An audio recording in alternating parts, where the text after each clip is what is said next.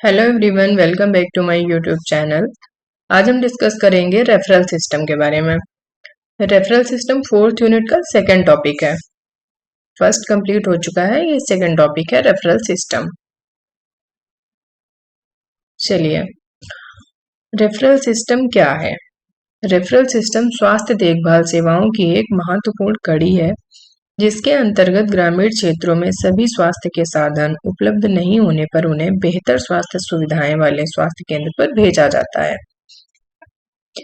इस सिस्टम में समुदाय के लोगों को बीमारियों से संबंधित परामर्श दिया जाता है ताकि उन्हें समय पर उचित स्वास्थ्य लाभ मिल सके। अतः इस रेफरल सिस्टम को परामर्श सिस्टम भी कहते हैं।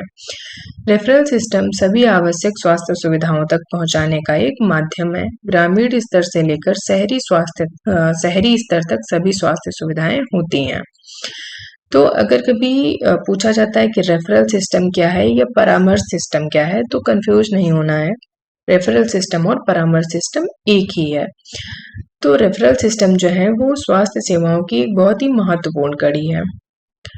जैसे ग्रामीण क्षेत्रों में जो छोटे छोटे स्वास्थ्य केंद्र होते हैं वहां पर सारी सुविधाएं उपलब्ध नहीं होती हैं और मरीज को अगर कोई सीरियस प्रॉब्लम है तो उसकी वजह से मरीज को रेफर करना पड़ता है। तो रेफर करने के लिए हम उच्च स्तर पर रेफर करते हैं जहां मरीज को सारी सुविधाएं मिल सकें। इसलिए जहां बेहतर स्वास्थ्य सेवाएं प्रदान की जा रही होती हैं, यानी जो उच्च लेवल का स्वास्थ्य केंद्र होता है, वहां पर मरीज को रेफर किया जाता है। इस सिस्टम में समुदाय के लोगों को बीमारियों से संबंधित परामर्श भी दिया जाता है। मरीज को उसकी बीमारी के बारे में बताया जाता है और उचित सलाह दी जाती है कि वो उस बीमारी के लिए क्या करें। ठीक है। रेफरल सिस्टम सभी आवश्यक स्वास्थ्य सुविधाओं तक पहुंचाने का एक माध्यम है। यानी रेफरल सिस्टम एक ऐसा सिस्टम है जिससे पेशेंट को सारी सुविधाएं मिल सकें, इसलिए इस सिस्टम का प्रयोग किया जाता है। ग्रामीण स्तर से लेकर शहरी स्तर तक सभी स्वास्थ्य सुविधाएं होती हैं। जो सेवाएं ग्रामीण स्तर पर नहीं मिल पाती हैं तो फिर वो सेवाएं हमारे शहरी स्तर पर प्रदान की जाती हैं, इसीलिए मरीज को उच्च स्तर पर रेफर भी किया जाता है। ठीक है। रेफरल सिस्टम के सिद्धांत क्या क्या होते हैं, यानी principles of referral system. Referral system के अंतर्गत बीमार व्यक्ति की आवश्यकताएं और उसका उद्देश्य पूरा होना चाहिए जिसकी उसको जरूरत है, यानी अकॉर्डिंग टू नीड। पेशेंट को जिस चीज की आवश्यकता है, जिस बीमारी के अकॉर्डिंग उसको क्या नीड है, तो इसका जो प्रिंसिपल होता है रेफरल सिस्टम का वो क्या होना चाहिए। बीमार व्यक्ति की आवश्यकताएं क्या है, यानी रोगी की जरूरतें क्या है, उसका जो उद्देश्य है, जो उसकी नीड है वो फुलफिल होनी चाहिए, उनका उद्देश्य पूरा होना चाहिए। ठीक है। सेकंड है, एक रेफरल व्यवस्था को प्रभावी और योग्य तरीके से उपयोग कर सकें। जो रेफरल व्यवस्था है उसको एक प्रभावी और योग्य तरीके से उपयोग किया जा सके, यानी कोई ग्रामीण स्तर पर अगर कोई पेशेंट आया, उसको उसकी नीड जो है वो ग्रामीण स्तर पर फुलफिल नहीं हो पा रही हो तो उसको हम उच्च स्तर पर रेफर करते हैं। तो ये प्रभावी तरीके से होना चाहिए, ऑन टाइम। ऐसा नहीं है कि आज पेशेंट आया, आपके पास उसकी नीड फुलफिल नहीं हो रही है, फिर आप उसे कल रेफर कर रहे हो। ठीक है, तो ऐसा नहीं होना चाहिए। अगर आप उसकी नीड जो है अकॉर्डिंग टू प्रायोरिटी नहीं आप फुलफिल कर पा रहे हैं तो पेशेंट को इमीडिएट रेफर करना है। नेक्स्ट है, रेफरल सिस्टम व्यवस्थित तरीके से होना चाहिए। अगर पेशेंट आपके पास आया है, यानी कोई रूरल उपकेंद्र या स्वास्थ्य केंद्र या पीएससी सीएससी पर आया है पेशेंट और उसको रेफर करने की जरूरत है, तो उसको एक सिस्टमैटिक वे में जो है रेफर करेंगे, यानी उसकी प्रॉपर इंफॉर्मेशन के साथ में, प्रॉपर डॉक्यूमेंटेशन के साथ में। या आपने मान लीजिए वो इमरजेंसी में आया और आपने उसका कोई ट्रीटमेंट किया और उसके बाद में आपको लग रहा है कि पेशेंट को रेफर करने की जरूरत है, तो आपने इमीडिएट उसको रेफर तो कर दिया, लेकिन उसका आपने क्या ट्रीटमेंट किया वो आपने प्रॉपर मेंशन नहीं किया, या इंफॉर्मेशन नहीं आगे प्रोवाइड की, या डॉक्यूमेंटेशन नहीं किया, तो उससे क्या होगा कि पेशेंट के लिए वो बहुत ही डेंजरस हो जाएगा, क्योंकि पता नहीं आपने ट्रीटमेंट में पेशेंट को क्या दिया है और जहाँ पे आप रेफर कर रहे हो वहां हो सकता है वो फिर बेसिक से स्टार्ट कर दें। ठीक है। तो आपको पूरे तरीके से सिस्टमैटिक वे में पेशेंट को रेफर करना है। नेक्स्ट है रेफरल सिस्टम पूरी तरह से एक्टिविटी संभावना से होना चाहिए, यानी वही है, कह सकते हो आप कि रेफरल सिस्टम पूरे सिस्टमैटिक ढंग से ही आपको करना है। नेक्स्ट है रेफरल पूरी तरह से उजागर क्रियान्वित हो सके ताकि रोगी और परिवार दोनों पूरी तरह से संतुष्ट हों। यानी रेफर आप क्यों कर रहे हैं ये पेशेंट को या पेशेंट की फैमिली को बताना है, मेंशन करना है। ऐसा नहीं कि आपको कोई प्रॉब्लम लग रही है, आपने बस रेफर कर दिया, पेशेंट की फैमिली को बताया ही नहीं कि आप रेफर क्यों कर रहे हैं या एक्चुअल में प्रॉब्लम क्या आ रही है या पेशेंट को कहाँ के लिए आप रेफर कर रहे हैं। यानी जो भी चीजें हैं वो स्पष्ट तरीके से पेशेंट की फैमिली को बतानी है।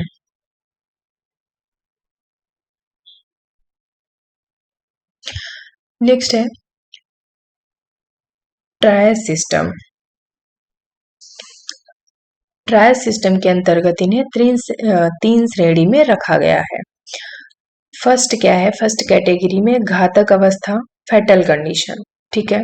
इसके अंतर्गत जीवन को नहीं बचाया जा सकता चाहे इलाज भी चल रहा हो, ठीक है। सेकंड श्रेणी होती है गंभीर अवस्था यानी सीरियस कंडीशन, जीवन को बचाया जा सकता है लेकिन जल्दी ही इलाज शुरू कर दिया जाए। थर्ड कैटेगरी है साधारण अवस्था, माइनर कंडीशंस, इस अवस्था में रेफरल देरी से होने पर भी जीवन को कोई खतरा नहीं है। इसके अंतर्गत श्रेणी फर्स्ट व श्रेणी सेकंड के रोगियों को तुरंत प्रभाव से रेफर करना चाहिए जिससे रोगी के जीवन को बचाया जा सके, ठीक है। तो ट्रायल सिस्टम होता है, इसमें तीन श्रेणियां आती हैं यानी थ्री कैटेगरी होती है। फर्स्ट होती है जिसमें पेशेंट फेटल कंडीशन में है, बिल्कुल यानी एकदम सीरियस कंडीशन में है, उसके बचने के चांस बहुत ही कम है या ना के बराबर है कह सकते हो, तो उसे इमीडिएट रेफर करना है बिना किसी चीज में देरी किए हुए। सेकंड जो कैटेगरी होती है सीरियस कंडीशन, इसमें अगर पेशेंट को इमीडिएट ट्रीटमेंट मिल गया तो पेशेंट बचाया जा सकता है, बच सकता है, तो इसमें भी कोई भी लापरवाही नहीं करनी है, इमीडिएट पेशेंट को रेफर करना है।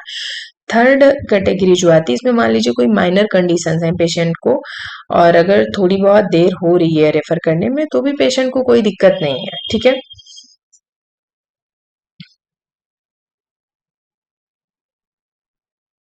नेक्स्ट है रेफरल सिस्टम डायग्राम। तो डायग्राम में आप देख सकते हो सबसे पहले क्या सामुदायिक स्वास्थ्य वर्कर यानी दाई, ठीक है, यानी सामुदायिक जो स्वास्थ्य वर्कर दाई होती हैं उनके पास मान लीजिए कोई इंफॉर्मेशन आती है, कोई ऐसा कोई डिलीवरी वाली महिला है या कोई ऐसी कंडीशन आती है तो वो कहाँ रेफर करती हैं सबसे पहले महिला स्वास्थ्य कार्यकर्ता उपकेंद्र पे, जो लोकल में जो रूरल एरियाज में उपकेंद्र होते हैं जिन्हें हम सब सेंटर कहते हैं जहाँ पे फीमेल हेल्थ वर्कर होती है उनके पास में वो उनको जांच के लिए रेफर कर सकती हैं, ठीक है। या फिर वो डायरेक्ट पीएससी भी रेफर कर सकती हैं, उनके पास दो ऑप्शन होते हैं, या तो वो सब सेंटर रेफर कर सकती हैं या फिर वो डायरेक्ट पीएससी रेफर कर सकती हैं, ठीक है। मान लीजिए कोई पेशेंट आया गांव में, लोकल में दाई के पास डिलीवरी के लिए लोग जाते हैं, ट्रेंड होती हैं दाइस, तो उनके पास अगर कोई ऐसी कंडीशन आई सीरियस कंडीशन है तो उन्होंने क्या किया, या तो फीमेल हेल्थ वर्कर के पास रेफर कर दिया या फिर पीएससी रेफर कर दिया, ठीक है। अब दोनों ही कंडीशन में अगर वो फीमेल हेल्थ वर्कर के पास में उनके मतलब उनके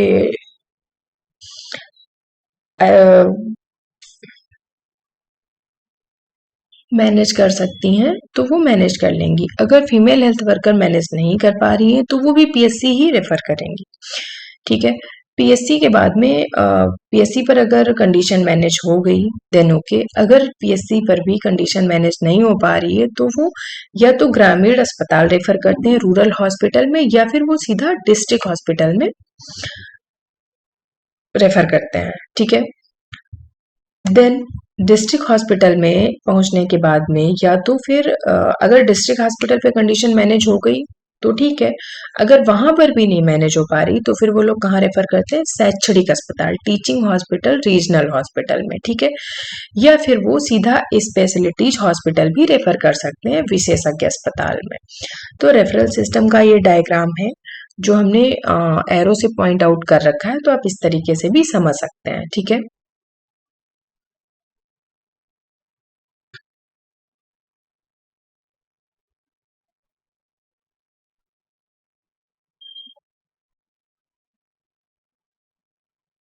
नेक्स्ट स्लाइड है रेफरल स्लिप। रेफरल स्लिप में निम्न सूचनाएं होती हैं। फर्स्ट, रोगी का नाम, पता और पहचान नंबर। जो रेफरल स्लिप होती है उसमें सबसे इम्पोर्टेंट इंफॉर्मेशन होती है पेशेंट का नाम और उसका फुल एड्रेस और उनका पहचान नंबर। ठीक है। सेकंड होता है वर्तमान शिकायत या परेशानी या समस्या, यानी उनकी प्रेजेंट प्रॉब्लम क्या है, किस वजह से आप उनको रेफर कर रहे हैं। नेक्स्ट होता है जो इलाज चल रहा है, यदि बीमारी है तो रेफर करने वाला व्यक्ति। अगर कोई इलाज चल रहा है किसी बीमारी का, जो इंसान उसे रेफर कर रहा है उसका पूरा नाम। ठीक है। नेक्स्ट है रेफरल करने वाले व्यक्ति का नाम, पद, ठीक है, जो रेफर कर रहा है उसका पूरा नाम और पद क्या है। नेक्स्ट है प्राथमिक स्वास्थ्य केंद्र का नाम, किस प्राथमिक स्वास्थ्य केंद्र से वो रेफर किया जा रहा है। नेक्स्ट है रेफरल करने का दिनांक व समय, किस डेट में और किस टाइम पर वो रेफर किया गया है।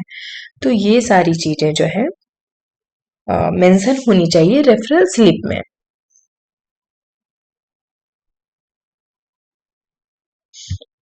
नेक्स्ट है तुरंत रेफर करना, इमीडिएट रेफर। इमीडिएट रेफर कब करना है और किसको करना है। ठीक है। फर्स्ट कंडीशन क्या है, गर्भावस्था व प्रसूति में जोखिम स्थितियां। प्रेग्नेंट लेडी को डिलीवरी के टाइम में कोई भी ऐसी कंडीशन लग रही है, सीरियस कंडीशन लग रही है जो जिससे लग रहा है कि वो उसे खतरा हो सकता है, तो ऐसी कंडीशन में तुरंत रेफर कर देना है। सेकंड है दौरे पड़ना, फिट्स आने पर तुरंत रेफर करना है। नेक्स्ट है खून की उल्टियां होना, अगर वोमिट हो रही है और ब्लड आ रहा है तो पेशेंट को तुरंत रेफर कर देना है। नेक्स्ट है कोमा या बेहोशी की स्थिति, पेशेंट अगर बेहोश हो गया है, कोमा में है यानी अनकॉन्सियस हो गया है, तो पेशेंट को तुरंत रेफर कर देना है। निर्जलीकरण अवस्था, अगर पेशेंट डिहाइड्रेट हो गया है पूरी तरीके से, तब भी बिल्कुल देर नहीं करनी है, पेशेंट को इमीडिएट रेफर करना है। गंभीर उल्टी दस्त आने पर भी पेशेंट को रेफर करना है, क्योंकि वोमिट और गंभीर उल्टी और दस्त की अवस्था में भी पेशेंट जो है वो डिहाइड्रेट हो जाता है। अधिक रक्तचाप, पेशेंट को अगर हाई बीपी, उच्च रक्तचाप की समस्या हो रही है तो पेशेंट को इमीडिएट रेफर करना है। शरीर का नीला या पीला पड़ना, यानी साइनोसिस हो जाना या फिर पीलिया हो जाना, इस कंडीशन में भी पेशेंट को रेफर करना है। हृदय में दर्द, चेस्ट पेन हो रहा है, अगर एंजाइनल पेन अगर पेशेंट को हो रहा है तो इस कंडीशन में भी पेशेंट को रेफर करना है। नेक्स्ट है अधिक रक्तस्राव या चोट लगना या अन्य कारण, मान लीजिए हेड इंजरी हो गई या किसी भी तरह की इंजरी हो गई, फ्रैक्चर हो गया और ब्लड बहुत ज्यादा लॉस हो गया है, तो इस कंडीशन में भी पेशेंट को रेफर करना है। फ्रैक्चर की समस्या जो बता ही चुके हैं। गंभीर दुर्घटना, विषाक्तता स्थिति, कोई एक्सीडेंटल केस है, कोई गंभीर दुर्घटना हो गई है, तो उस कंडीशन में भी पेशेंट को रेफर करना है। अन्य प्राण घातक अवस्थाएं, इन सब के अलावा कोई भी ऐसी सीरियस कंडीशन है जिससे पेशेंट को खतरा हो सकता है, तो उन सभी स्थितियों में मरीज को इमीडिएट रेफर करना है।